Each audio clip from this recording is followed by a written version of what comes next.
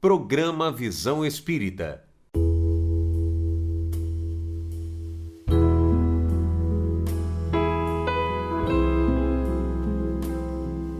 Sejam mais uma vez bem-vindos à nossa casa. Como foi dito aqui, hoje estou aqui representando a USE, né? A USE é a União das Sociedades Espíritas Intermunicipal de Ribeirão Preto. Um dos vários trabalhos que ela tem é levar às casas espíritas associadas um tema naquele mês para ser discutido, né?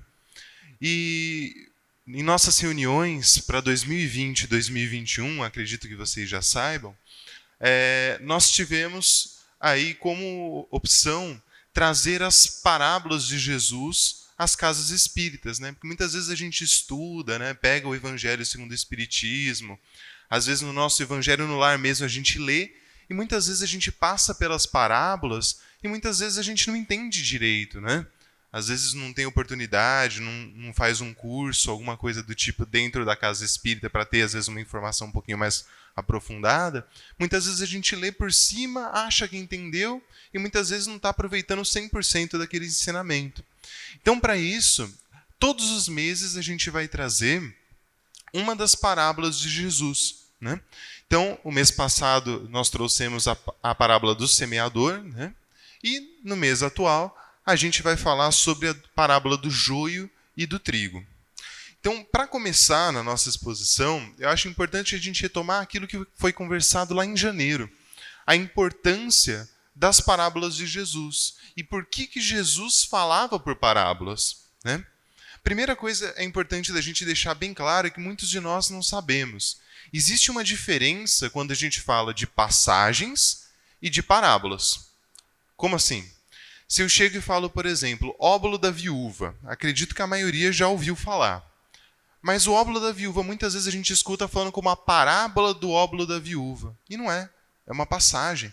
Então você pode me perguntar, Vitor, então me explica melhor, qual que é a diferença das duas coisas? Quando Jesus, muitas vezes em seus ensinamentos, se deparava com uma situação, e daquela situação ele utilizava para dar um conselho, para dar uma explicação, né?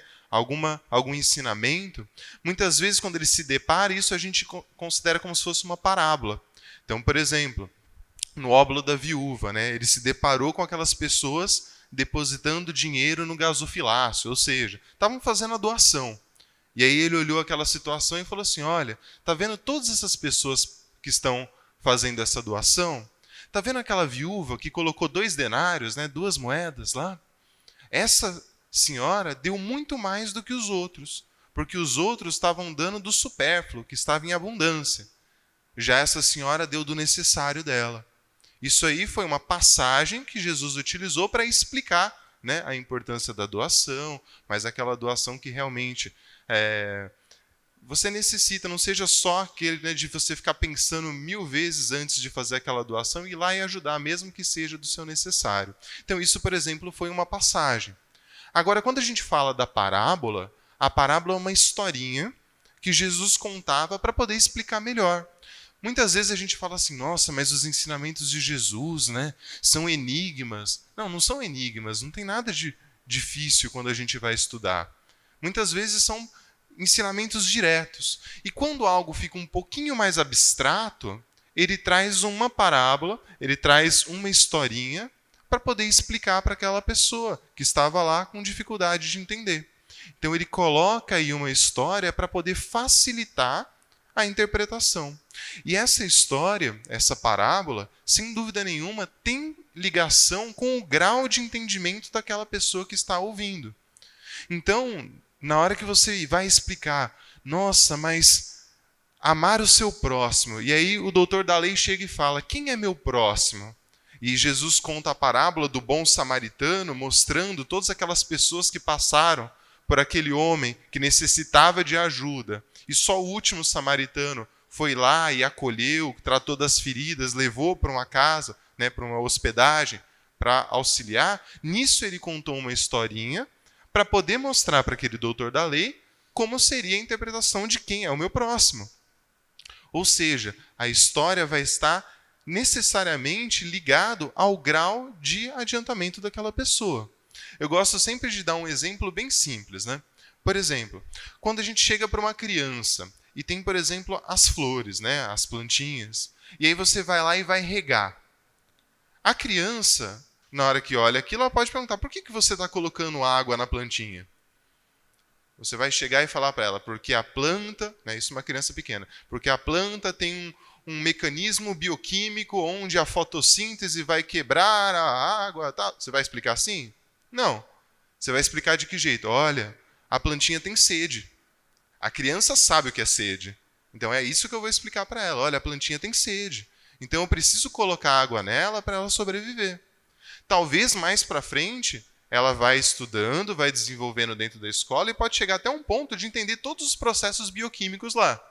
Mas naquele momento era necessário ser falado daquele jeito e de um modo que ela entenda, que esteja no nível, né, coisas que têm a ver com a vida dela, sensações, coisas que ela conhece.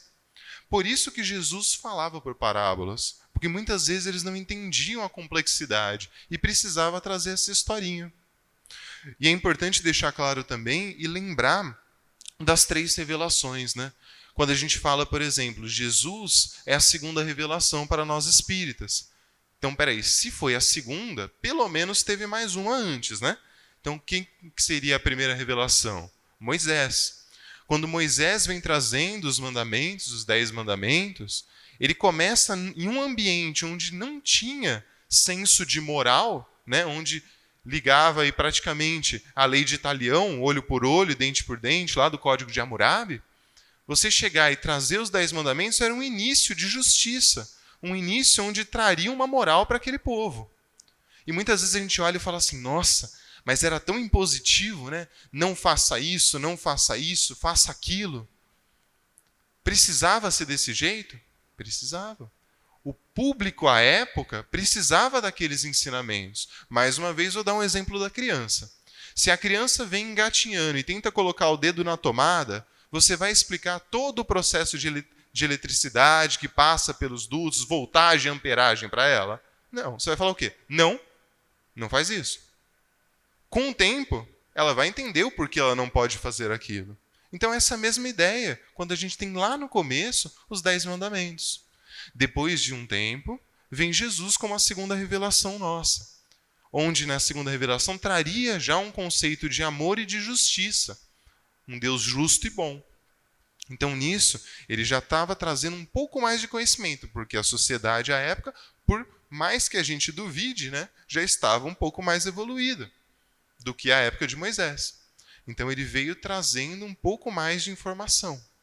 E aí tem até uma pergunta que eu acho muito bonita, no Livro dos Espíritos mesmo, que é a questão 627, que Kardec pergunta o seguinte aos espíritos. Ele faz a seguinte dúvida, né? Uma vez que Jesus ensinou as verdadeiras leis de Deus, qual que é a utilidade do ensino dos espíritos? Terão que nos ensinar mais alguma coisa?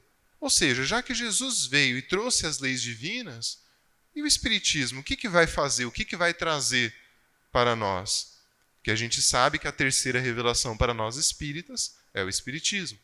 Olha a resposta dos espíritos. Jesus empregava a miúde na sua linguagem alegorias e parábolas, porque falava de conformidade com os tempos e lugares. Faz-se mister, ou seja, faz-se necessário, agora, que a verdade se torne inteligível para todo mundo. Muito necessário é que aquelas leis sejam explicadas e desenvolvidas. Tão poucos são os que as compreendem e ainda menos aqueles que as praticam. Olha só, o que os espíritos de luz vêm trazendo para nós? É o seguinte, olha, aquela época foi necessário aquelas parábolas, eles tentando entender. Agora, já com um pouco mais de desenvolvimento, 2000 anos depois, né? Praticamente, já um pouco mais desenvolvidos, a gente já tem condição de entender um pouco mais além do que aquilo que Jesus estava falando, trazendo para nós. E aqui eu trago um ponto muito importante da gente deixar bem claro. Quando a gente vai estudar os ensinamentos de Jesus, que aparecem no Novo Testamento, né? Muitas vezes a gente fala, qual que é a Bíblia do Espírita? É a Bíblia, é o Novo Testamento. Então, quando a gente vê outras religiões estudando o Novo Testamento, nós estudamos também, segundo o Espiritismo. Então percebam, a gente precisa ter um pouco de cuidado quando a gente olha um determinado ensinamento e fala assim, eu sigo aquilo que Jesus falou ao pé da letra. A gente tem que ter muito cuidado com esse ao pé da letra, porque não foi escrito em português, né? Então eu já sempre gosto de brincar dessa forma. Primeiro, passaram-se por traduções. E qualquer um aqui que já brincou alguma vez com tradução lá no Google Tradutor, tentou passar por uns 2 idiomas e voltou, vai perceber que alguma coisa se perdeu.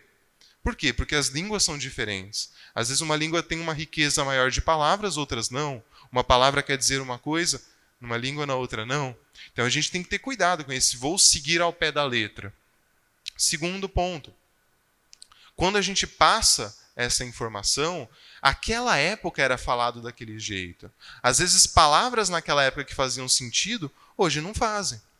Eu gosto também de dar o exemplo daquela passagem em que Jesus se depara com um jovem e o jovem chega para ele e fala assim, bom mestre, o que eu posso fazer, o que eu tenho que fazer para ganhar a vida eterna, né? Ter o reino dos céus? E aí Jesus fala assim, siga os ensinamentos, os mandamentos. Aí ele fala assim, não, mas eu sigo todos. Ele fala assim, então faz o seguinte, vá, venda todos os seus bens e as suas posses, doe aos pobres e me siga. O que o jovem faz? Sai cabisbaixo, sai triste, né? E não faz isso. Então perceba, Jesus sabia o espírito com que ele estava conversando. Sabia que aquele espírito ainda estava muito ligado à matéria. E que ele ainda precisava mostrar para ele, olha, você ainda está apegado. E foi o jeito de ele mostrar. E aquele espírito percebeu. Então muitos às vezes falam assim, então eu vou estudar ao pé da letra que foi falado. Mas espera aí. Então quer dizer que eu tenho que fazer voto de pobreza? Eu tenho que ir lá, vender todos os meus bens, dar aos pobres e seguir? Para nós espíritas não faz tanto sentido, não é isso. Porque quer dizer então que rico nenhum está salvo. Nasci rico, tadinho de mim. Nasci numa família rica, já era. Não, não é isso. Segundo, ideia de salvação. Nós espíritas entendemos a ideia de céu e inferno? Não. Vai contra a ideia de justiça, justiça e bondade divina, ao princípio da reencarnação. Mas naquela época era necessário falar daquele jeito. Então percebam, tudo isso que eu falo, a gente precisa perceber que você seguir ao pé da letra muitas vezes não é o melhor caminho. Porque a gente não entende direito, muitas vezes, o que acontecia à época. Mas o Espiritismo vem nos revelando. Então, quando a gente estuda as parábolas, é importante a gente olhar com outros olhos. Os olhos a partir da doutrina espírita. Então, por exemplo, quando a gente fala sobre a parábola do joio e do trigo, não sei se todos lembram dessa parábola, que ela é bem curtinha. Para não ter perda, né, de sentido, eu peço licença para eu ler essa parábola para a gente recordar. Então percebam, o texto evangélico nos traz o seguinte, está lá em Mateus capítulo 13, versículo 24 a 30. O reino dos céus é semelhante ao homem que semeia boa semente no seu campo. Mas dormindo os homens, veio o seu inimigo e semeou joio no meio do trigo e retirou-se. E quando a erva cresceu e frutificou, apareceu também o joio. E os servos do pai de família, indo ter com ele, disseram-lhe, Senhor, não semeaste tu no teu campo boa semente? Por que tem então um joio? E ele lhes disse, um inimigo é que fez isso. E os servos lhe disseram, queres, pois, que vamos arrancá-lo? Porém ele lhes disse, não. Para que ao arrancar o joio não arranqueis também o trigo com ele. Deixai crescer ambos juntos até a ceifa. E por ocasião da ceifa, direi aos ceifeiros, colhei primeiro o joio, e atai-o em molhos para o queimar. Mas o trigo ajuntai-o no meu celeiro. Ou seja, nessa história, muitas vezes a gente tem inúmeras interpretações também. E inúmeras interpretações que a gente vem de nossos colegas também de outras religiões. Mas aqui, como a gente está numa casa espírita, a gente vai, primeiro de tudo, já deixar bem claro, respeitar qualquer outra interpretação, porque tal como nós queremos ser respeitados, cabe a nós respeitarmos a interpretação de nossos companheiros de outras religiões. Isso é bem Importante deixar claro. Agora, na visão espírita, muitas vezes quando a gente olha essa situação, né, outros falam assim, a ceifa final, então é o juízo final, o inimigo como uma personificação do mal, né? Nós espíritas olhamos isso, entendemos a justiça e a bondade divina e fazemos uma interpretação um pouco diferente. Primeiro, quando a gente fala, por exemplo, aqui, o campo seria o quê? A humanidade. Quem que seria o semeador? Bem claro, né? Jesus. A semente do trigo, o evangelho. Já a erva má, que seria aí o joio, seria o quê? As interpretações erradas do evangelho. Geradas por quem? Que ele chama aqui de inimigo. Por aquelas pessoas que muitas vezes deturpam os ensinamentos de Deus, as leis divinas, muitas vezes pelo seu orgulho, pelo seu egoísmo, porque não convém a ela. Me convém ficar apegado à matéria. Então eu vou dizer que Deus vai me amar se eu tiver posses. Porque me convém ter posses. Mesmo Jesus mostrando em toda a sua vida o desapego aos bens terrenos. Então a gente precisa ter esse cuidado, né? Muitos, às vezes, ao interpretar essa parábola também do joio e do trigo, ao olhar e falar assim, olha, então provavelmente ele quer dizer o seguinte, o joio devem ser aquelas pessoas ruins que estão aqui na terra, e o trigo devem ser aquelas pessoas boas. E aí vai chegar um momento em que vai ter a ceifa, que é o juízo final, na hora que chegar lá, vai separar quem realmente foi bom e quem não foi.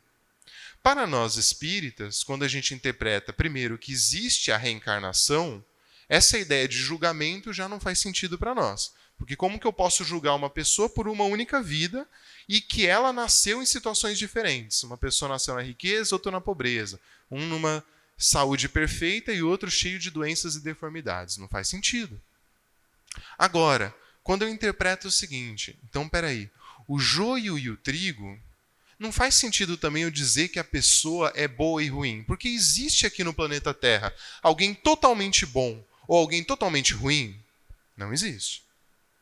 Não existe. Então, nós temos, muitas vezes, alguma parte nossa mais desenvolvida moralmente e outra nem tanto. Talvez eu possa ser a pessoa mais paciente do mundo, mas eu sou ainda ciumento, eu sou egoísta, né? Eu sou vaidoso. Então, isso a gente precisa ter esse cuidado também. Então, nessas interpretações, muitas vezes, para nós espíritas, cabe mais uma interpretação do seguinte, o joio e o trigo, na verdade, é aquele bem e aquele mal dentro de nós.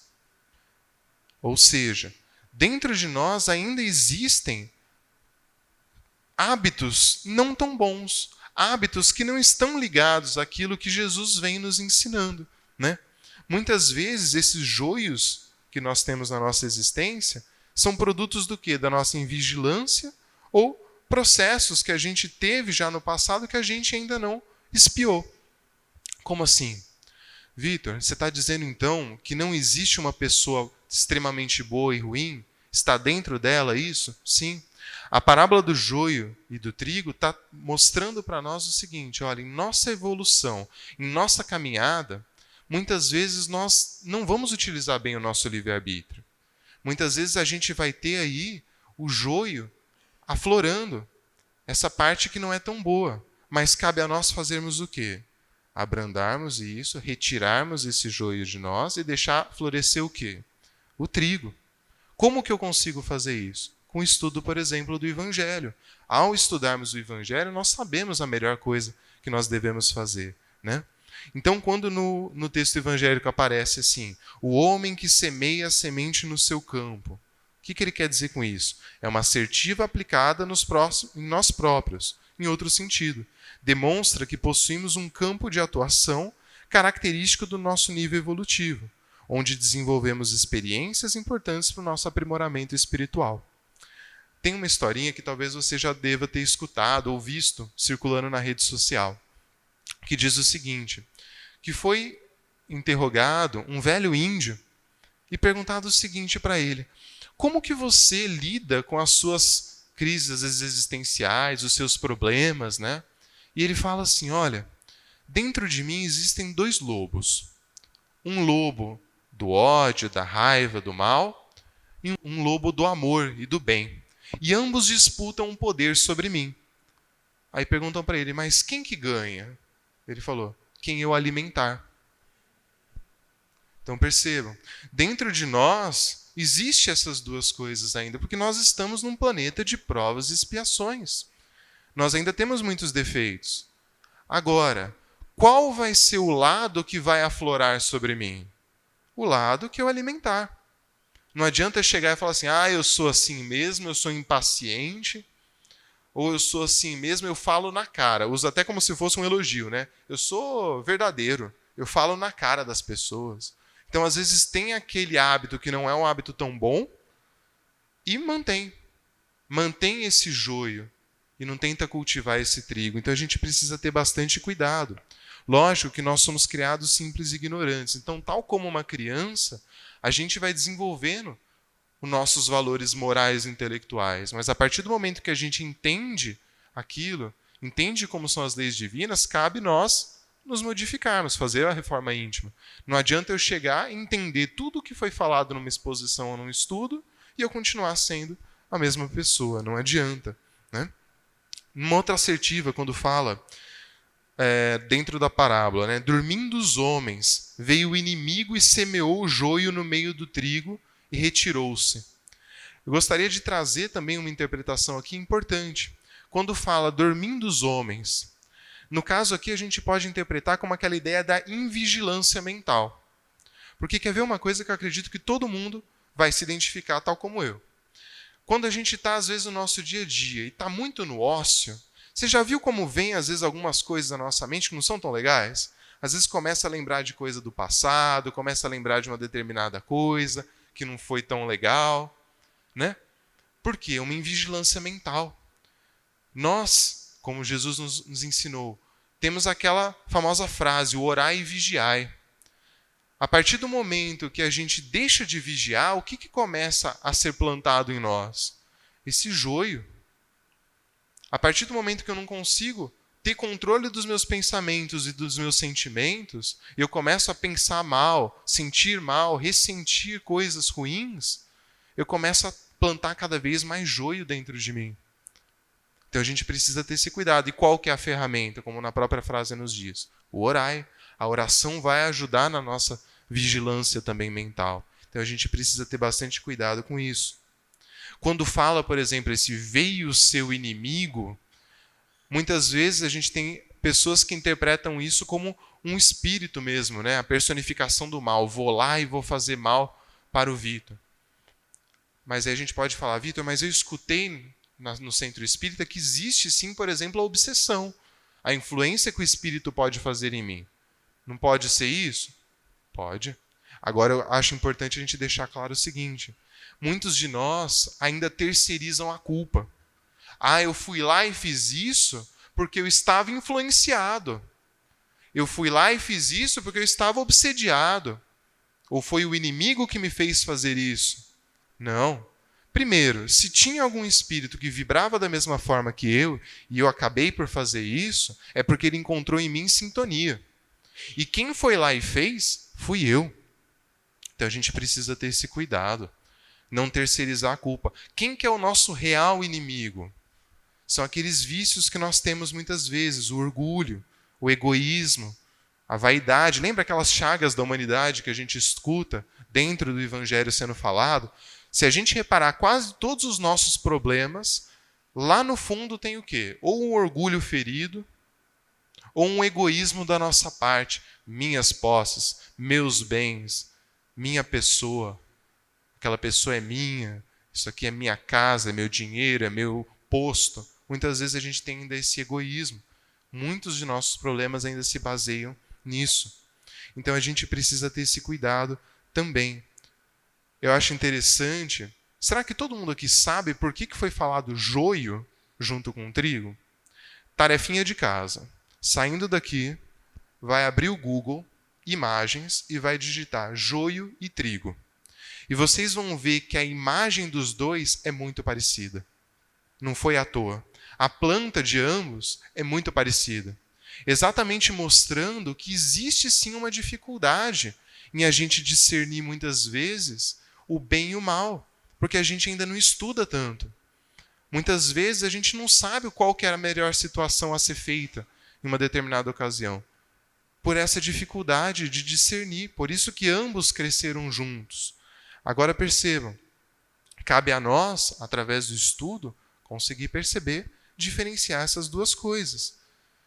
E quando ele fala aqui no final, né, deixai crescer ambos até a minha ceifa, muitas vezes a gente tem aquela ideia, que nem eu já disse, de juízo final, mas o Espiritismo vem dizendo o seguinte: não existe uma ceifa.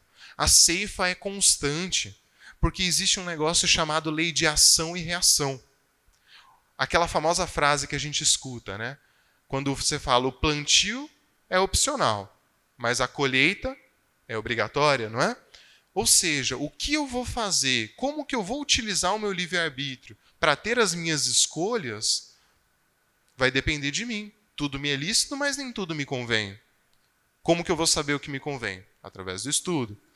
Agora, a partir do momento que eu tenho aquele hábito, que eu tenho aquele ato, eu sou escravo daquilo que eu fiz. Ou seja, eu vou ter que colher a reação. Eu vou ter que ter a responsabilidade sobre os meus atos. Então, dentro de mim, se eu plantar mais joio ou mais trigo, ao final eu vou ser responsável por aquela plantação. E por isso traz a reflexão da parábola para nós. Será que dentro de nós, com todos esses estudos, com toda essa oportunidade que nós temos dentro da casa espírita, de entender melhor as leis divinas, será que nós estamos aplicando o que foi ensinado? Aquela pergunta que foi falado lá no começo da exposição, quando ele fala, muito é necessário, né, os Espíritos falam, que essas leis sejam explicadas e desenvolvidas, porque tão poucos são aqueles que as compreendem e ainda menos as que praticam. Muitas vezes a gente não pratica ainda. E a gente vive escutando, olha, o planeta está passando para um planeta de regeneração. E aí eu pergunto, será que nós estamos preparados para esse planeta? Será que dentro de nós estamos colhendo trigo ou joio? Será que o meu nível espiritual vai estar pertinente a esse planeta de regeneração? Então, para isso, precisamos entender essa responsabilidade que nós temos e, a partir desse momento que nós entendemos, modificar. Isso é o ponto principal. Se eu saio de qualquer exposição espírita, entendo e não me modifico, não adianta. Então, cabe a mim praticar essas leis divinas, porque quanto mais próximo eu estiver dos ensinamentos que Jesus nos trouxe, mais eu vou evoluir e mais eu vou ter uma existência leve, porque não estamos aqui para sofrer, estamos aqui para evoluir. Então, cabe a nós praticarmos aquilo que Jesus nos trouxe há 2000 anos atrás. Queria agradecer a todos a paciência em me ouvir, a presença de todos, e que Jesus nos abençoe.